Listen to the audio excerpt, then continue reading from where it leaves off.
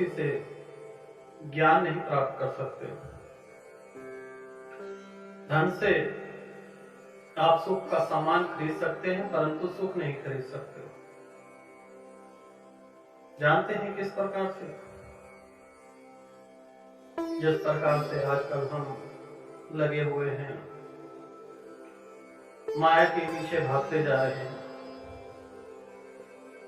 गलत नहीं है, परंतु हमने हासिल क्या किया?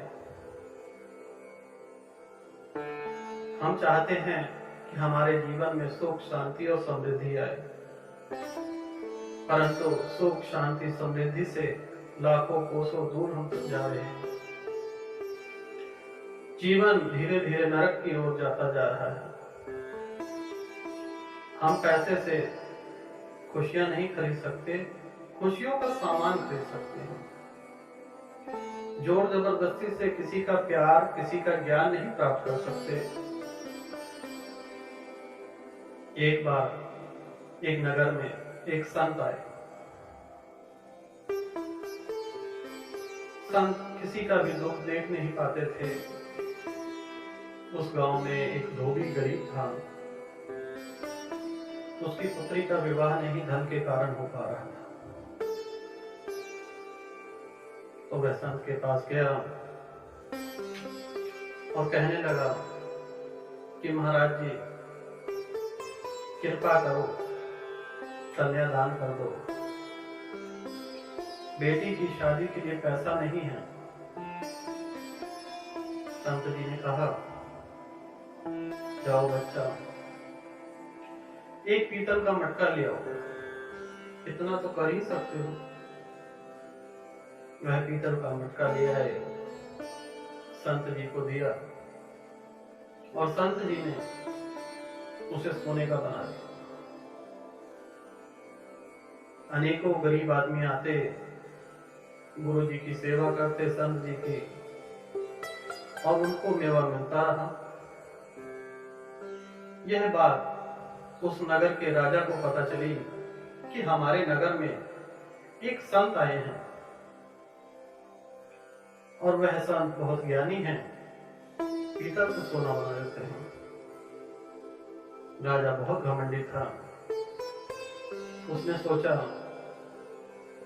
कि सोना बनाने की जो विद्या है वह सीख कर मैं पूरे राजमहल को सोने का बना दूं। गलत तो नहीं है, लेकिन अहंकार बहुत बुरा है। राजा ने अपने सिपाहियों को भेजा और जोर जबरदस्ती से संत को अपने महल में ले आए। काफी मारा पीटा, काफी परेशान किया। राजा कहने लगा कि ए संत, विद्या मुझे बता दो, कैसे पीतल से सोना बनाते हो? संत कहने लगे, राजा, अगर मेरी जान भी ले लोगे तब भी यह ज्ञान नहीं प्राप्त कर पाओगे। तो राजा भी बहुत परेशान हुआ और उसने सैनिकों को आदेश दिया कि इन्हें कारागार में डाल दो। 2 दिन 3 दिन कारागार में रखा, कोई फर्क नहीं पड़ा। संत जी ने कोई ज्ञान नहीं दिया, सत्य मत नहीं हो गए। राजा परेशान होकर संत को कहने लगा कि संत जी, आपको 1 महीने का टाइम देता हूं और जाइए और मुझे ज्ञान सिखा देना, अन्यथा मृत्यु दंड आपको मिलेगा। सैनिकों को आदेश दिया कि इनके स्थान पर, इनके आश्रम में इनको छोड़ दिया जाए। अब 1 महीना बीतने वाला।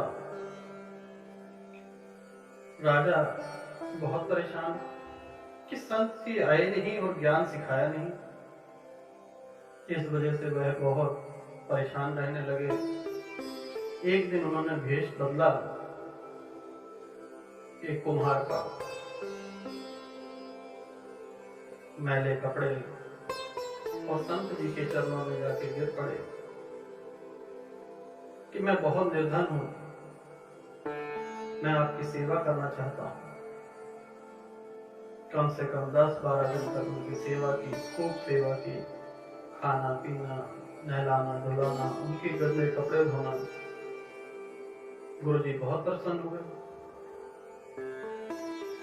गुरुजी ने कहा कि बच्चा, मैं तुम्हारी भक्ति से बहुत प्रसन्न हूं।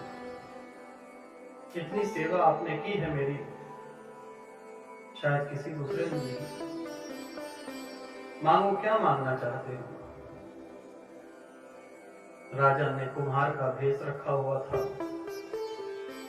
और राजन कहने लगा कि गुरुवर, जो आप पीतल से सोना बनाते हैं वह विद्या मुझे सिखा दी। गुरुजी ने राजन, जिन्होंने अपना स्वरूप बदल रखा था, उन्हें वह विद्या सिखा दी। यह विद्या सीखकर राजन ने गुरुवर को प्रणाम किया और राजमहल पहुंच गया। अब 1 महीना बीत चुका था। राजन ने सैनिकों को आदेश दिया कि गुरुवर को राजमहल में उपस्थित किया जाए। सैनिक गए और गुरुवर को राजमहल में ले आए। राजमहल में आगमन हुआ। राजा वैसे ही घमंड में बैठा हुआ था और बोलने लगा कि हे संत, सिखा दो अपनी विद्या, अन्यथा आज मृत्यु दंड मिलेगा आपको।